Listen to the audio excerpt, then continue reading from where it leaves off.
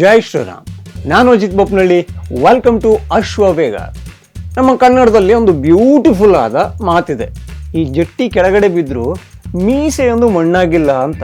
ಅಂದ್ರೆ ಈಗ ಏನೋ ದೊಡ್ಡದಾಗಿ ಸಾಧಿಸಕ್ಕೆ ಹೋಗಿರ್ತಾರೆ, ಜಟ್ಟಿ ಅಂದ್ರೆ ಗೊತ್ತು, ಪೈಲ್ವಾನ್ಗಳು ಕುಸ್ತಿ ಆಡ್ತಾರೆ, ಅವರು ಕೆಳಗೆ ಬಿದ್ದರೂ ಕೂಡ ಸೋತ್ರು ಕೂಡ ಅಂದ್ರೆ ಮೀಸೆ ಒಂದು ಮಣ್ಣೆ ಆಗ್ಲಿಲ್ಲ ಅಂತ ಎದ್ಕೊಂಡ್ಬಂದ್ರಂತೆ. ಆ ರೀತಿಯಲ್ಲಿ ಸಿಚುವೇಶನ್ಗೆ ಅದೊಂದು ಮಾತನ್ನ ಬಳಸೋದುಂಟು. ಇದನ್ನ ನಮ್ಮ ಕರ್ನಾಟಕದಲ್ಲಿ ಸದ್ಯದ ರಾಜಕಾರಣದಲ್ಲಿ ಯಾರಿಗಾದ್ರೂ ಲಿಂಕ್ ಮಾಡಬೇಕು, ಅದಕ್ಕೆ ಅವರದ್ದೇ ಉದಾಹರಣೆ ಕೊಡಬೇಕು ಅಂದ್ರೆ ಯಾರನ್ನು ತೋರಿಸ್ಬೋದು?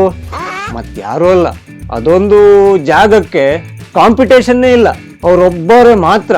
ಯಾರು ಅಂದ್ರೆ ನಮ್ಮ ಈ ಹೋಮ್ ಮಿನಿಸ್ಟರ್ ಆಗಿರುವಂತಹ ಪ್ರಿಯಾಂಕ್ ಖರ್ಗೆ ಅವರು. ಈ ಹೋಮ್ ಮಿನಿಸ್ಟರ್ ಕೆಲಸಗಳು ಅಂತ ಒಂದಿಷ್ಟು ಇರ್ತಾವೆ. ಅವರು ಇಲ್ಲಿಯ ಕಾನೂನು ಸುವ್ಯವಸ್ಥೆನ ಕಾಪಾಡ್ಕೊಳ್ಬೇಕು, ಪೊಲೀಸ್ ಇಲಾಖೆಗೆ ಏನೆಲ್ಲ ಬೇಕು, ಏನೆಲ್ಲ ಬೇಡ, ಏನೆಲ್ಲ ಸಮಸ್ಯೆ ಇದೆ, ಪರಿಹಾರ ಏನು, ಎಲ್ಲವನ್ನ ನೋಡ್ಕೋಬೇಕು, ಈ ರಾಜ್ಯವನ್ನ ಭಯಮುಕ್ತವಾಗಿ ತಗೊಂಡು ಹೋಗ್ಬೇಕು. ಆದ್ರೆ ಪ್ರಿಯಾಂಕ್ ಖರ್ಗೆ ಅವರಿಗೆ ನಿಮಗೆಲ್ಲರಿಗೂ ಗೊತ್ತಿರೋ ಹಾಗೆ ಇರೋದು ಏಕೈಕ ಕೆಲಸ ಏನಪ್ಪಾ ಅಂದ್ರೆ ರಾಷ್ಟ್ರೀಯ ಸ್ವಯಂ ಸೇವಕ ಸಂಘದ ಬಗ್ಗೆ ಮಾತಾಡೋದು, ಅದರ ಬಗ್ಗೆಯೇ ಇಡೀ ದಿವಸ ಧ್ಯಾನಸ್ಥನಾಗಿರೋದು. ಸೊ ಇಂಥ ಕೆಲಸವನ್ನೇ ಮಾಡ್ಕೊಂಬಂದಿರೋರು ಈಗ RSSನ ಬಿಟ್ಟು ಬಾಕಿ ಏನಾದರೂ ಕೆಲಸ ಮಾಡಿ ಅಂದ್ರೆ ಕೇಳಕ್ಕಾಗುತ್ತಾ? ಅಯ್ಯೋ, ಅವ್ರು ಕೇಳಿದ್ರು ಕೂಡ ಅದನ್ನ ಪಾಲಿಸೋಕೆ ಆಗೋದೇ ಇಲ್ಲ. ಇದಕ್ಕೊಂದು ತಾಜಾ ಉದಾಹರಣೆ ಕೊಡಬೇಕು ಅಂದ್ರೆ, ಇಷ್ಟು ದಿವಸ ಪ್ರಿಯಾಂಕ್ ಖರ್ಗೆ ಅವರು ಏನನ್ನ ಹೇಳ್ಕೊಂಡು ಬಂದ್ರು? ಅವರು ಹೋಮ್ ಮಿನಿಸ್ಟರ್ ಆಗಕ್ಕಿಂತ ಮುಂಚೆನೆ RSSನ ಚಟುವಟಿಕೆಗಳಿಗೆ, ಪಥಸಂಚಲನಗಳಿಗೆ ನಿರ್ಬಂಧ ಹೇರುವಂತಹ, ಮೂಗುದಾರ ಹಾಕುವಂತಹ ಕೆಲಸವನ್ನ ಮಾಡಿದ್ರು.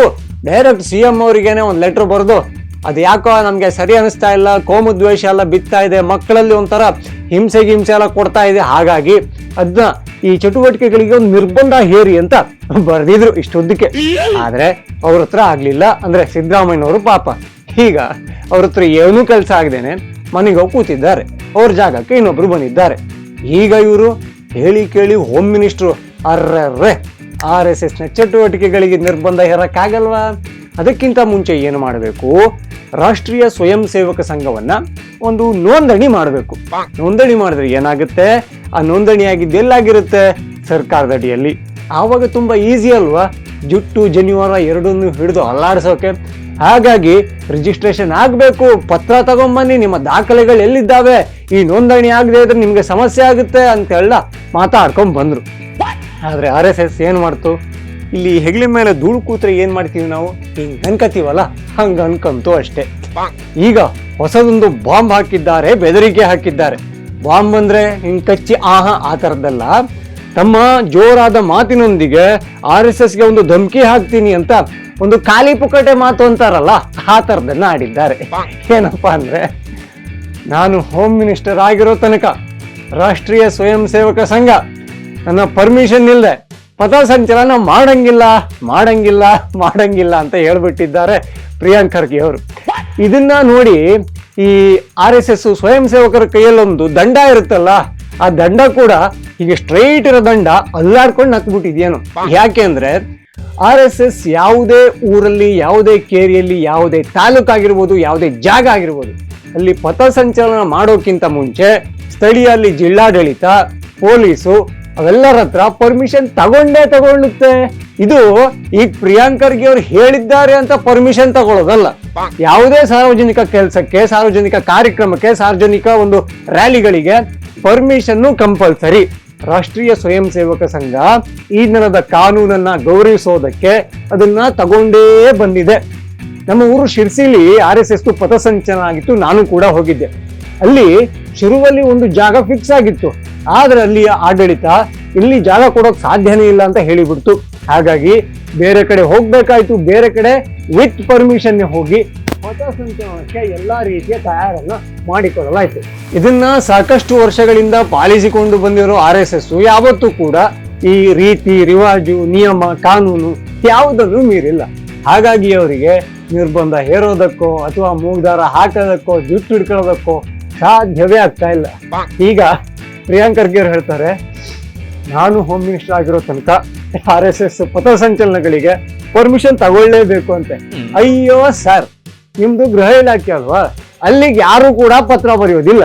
ಈಗ ಚಿತ್ತಾಪುರದಲ್ಲಿ ಪಥಸಂಚಲನ ಅಂದ್ರೆ ಅಲ್ಲಿಯ ಸ್ಥಳೀಯ ಆಡಳಿತ ಏನಿರುತ್ತಲ್ಲ, ಅಲ್ಲಿಯ ಪರ್ಮಿಷನ್ ತಗೋತಾರೆ, ಅಲ್ಲಿಯ ಲೋಕಲ್ ಠಾಣೆ ಇರುತ್ತಲ್ಲ ಅಲ್ಲಿಯ ಪರ್ಮಿಷನ್ ತಗೋತಾರೆ, ಅವರಿಂದ ಭದ್ರತೆಯನ್ನು ಕೇಳ್ತಾರೆ.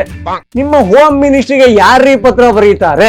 ಇದೊಂದು ಕಾಮನ್ ಸೆನ್ಸ್ ನಿಮ್ಮ ತಲೆಯಲ್ಲಿ ಇರ್ಬೇಕಿತ್ತು. ನೋಡಿ, ನಿಮ್ಮ ಕೆಲಸದ ಬಗ್ಗೆ ಜನರಿಗೆ ವಾಕರಿಕೆ ಬರೋದಲ್ಲ, ನಿಮ್ಮ ಕಾಂಗ್ರೆಸ್ ಪಕ್ಷದ ಲೀಡರ್ಗಳಿಗೇನೆ ವಾಕರಿಕೆ ಬಂದೋಗ್ ಶುರುವಾಗಿದಂಗಿದೆ. ಯಾಕೆ ಅಂತ ಕೇಳಿ, UT ಖಾದರ್ ಅವರು ಸ್ಪೀಕರ್ ಆಗಿದ್ರಲ್ಲ, ಮಂಗಳೂರಿಗೆ ಹೋಗವ್ರೆ, ಅಲ್ಲೇನೋ ಉಸ್ತುವಾರಿ ಏನೋ ಕೊಟ್ಟಿರ್ಬೇಕು, ಅಲ್ಲಿ ಮಂಗಳೂರಿಗೆ ಹೋಗದೆ ತನ್ನ ಕೆಲಸ ಮಾಡ್ಕೊಂಡೆ ಬಂದೆ ಅಂತ ಇರೋದ್ ಬಿಟ್ಟು ಅಲ್ಲೊಂದು ಸಭೆ ಅಂತೆ, 4 ಜನ ಕೂತಿದ್ದಾರೆ, ಅಲ್ಲಿ ಸ್ವಲ್ಪ ಹೀರೋಯಿಸಮ್ ತೋರ್ಸೋದ್ ಬೇಡವಾ? UT ಖಾದರ್ ತಮ್ಮ ಖಾತೆಯನ್ನೇ ಮರೆತು ತಾನೂ ಕೂಡ ಒಬ್ಬ ಹೋಮ್ ಮಿನಿಸ್ಟರ್ ಇರ್ಬೇಕು, ಅಥವಾ ಪ್ರಿಯಾಂಕ್ ಖರ್ಗೆ ಅವರು ಕೆಲಸ ಮಾಡ್ತಾ ಇಲ್ಲ, ಹಾಗಾಗಿ ನಾನೇ ಗೃಹ ಸಚಿವರ ಕೆಲಸ ಮಾಡ್ಬಿಡ್ಬೋದಾ ಅಂತ ಪೊಲೀಸರು ಒಂದು ಪ್ರಶ್ನೆಯನ್ನ ಕೇಳಿದ್ದಾರೆ. ಎಷ್ಟು ಅಪರಾಧಿಗಳನ್ನ ಹಿಡಿದಿದ್ದೀರಿ, ಎಷ್ಟು ಜನರ ಕಾಲಿಗೆ ಟಿಶ್ಕ್ಯಾವ್ ಅಂತ ಗುಂಡನ್ನ ಹೊಡೆದಿದ್ದೀರಿ ಅಂತ ಕೇಳಿದ್ದಾರೆ. ಈ ಪ್ರಶ್ನೆಗಳನ್ನ ಯಾರು ಕೇಳಬೇಕಾಗಿತ್ತು? UT ಖಾದರ್ ಅವರ? ಖಂಡಿತ ಅಲ್ಲ, ಪ್ರಿಯಾಂಕ್ ಖರ್ಗೆ ಅವರು ಕೇಳಬೇಕಾಗಿತ್ತು. ಪ್ರಿಯಾಂಕ್ ಖರ್ಗೆ ಅವರು ಏನು ಪ್ರಶ್ನೆ ಕೇಳ್ತಿದ್ದಾರೆ? RSS ನೋಂದಣಿ ಯಾವಾಗ, ರಿಜಿಸ್ಟ್ರೇಷನ್ ಯಾವಾಗ, ನಾಗ್ಪುರದಲ್ಲಿ ಇದೆಯಾ ಅಥವಾ ಅಲ್ಲಿದೆಯಾ, ಇಂಥ ಪ್ರಶ್ನೆಗಳನ್ನ ಕೇಳ್ತಾ ಇದ್ದಾರೆ. ಹಾಗಾಗಿ ಈಗ ಪ್ರಿಯಾಂಕ್ ಖರ್ಗೆ ಅವರ ಕೆಲಸನ UT ಖಾದರ್ ಮಾಡ್ತಾ ಇದ್ದಾರೆ. ಬಟ್ ಅದು ದೊಡ್ಡ ಕಾಮಿಡಿ ಆಗೋಯ್ತು ಅಂತಾರ, ಈ ಜನರ ಬಾಯಿಗೆ ನಗೋರ್ ಮುಂದೆ ಬಿದ್ದಂಗೆ ಅಂತ ಹೇಳ್ತಾರಲ್ಲ, ಆ ತರ ಆಗ್ಬಿಡ್ತು. ಯಾಕೆಂದ್ರೆ UT ಖಾದರ್ ಅವರು ಕೇಳುವ ಜಾಗದಲ್ಲಿ ಇಲ್ಲ. ಎಷ್ಟು ಜನರ ಕಾಲಿಗೆ ಗುಂಡು ಹೊಡೆದಿದ್ದೀರಾ ಅಂದ್ರೆ ಶೂಟ್ಔಟ್ ಅಂತ ಏನ್ ಕರೀತಾರಲ್ಲ, ಅದು ಆಗಿದೆ ಅನ್ನೋ ಪ್ರಶ್ನೆ ಅವರು ಕೇಳೋ ತರ ಇರ್ಲಿಲ್ಲ. ಅವರ ಹುದ್ದೆ ಅಲ್ಲ, ಇಲಾಖೆ ಅಲ್ಲ. ಅದನ್ನ ಕೇಳಿ ಜನರ ಮುಂದೆ ಹೀರೋ ಆಗಕ್ ಹೋಗಿ ಏನೇನೋ ಆಗೋಯ್ತು.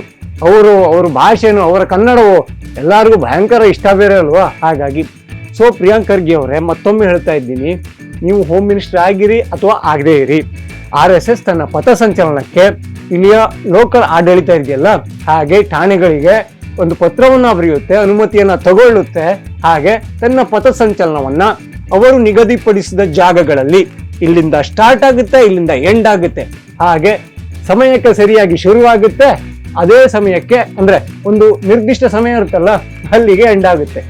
ಇದಕ್ಕೇನೆ ಆ ಸಂಘದ ಶಿಸ್ತು, ಸಮಯ ಪಾಲನೆ, ಸೇವೆ, ತ್ಯಾಗ ಎಲ್ಲದರಿಂದಲೂ ಕೂಡ ಆ ಸಂಘಕ್ಕೆ 100 ವರ್ಷ. ನೆನಪಿಡಿ, ಜಗತ್ತಿನ ಅತಿ ದೊಡ್ಡ ಸ್ವಯಂ ಸೇವಕ ಸಂಘ ಅಂತ ಇದ್ರೆ ರಾಷ್ಟ್ರೀಯ ಸ್ವಯಂ ಸೇವಕ ಸಂಘ. ಇದನ್ನ ನೆನ್ಪಿಟ್ಕೊಳ್ಳಿ.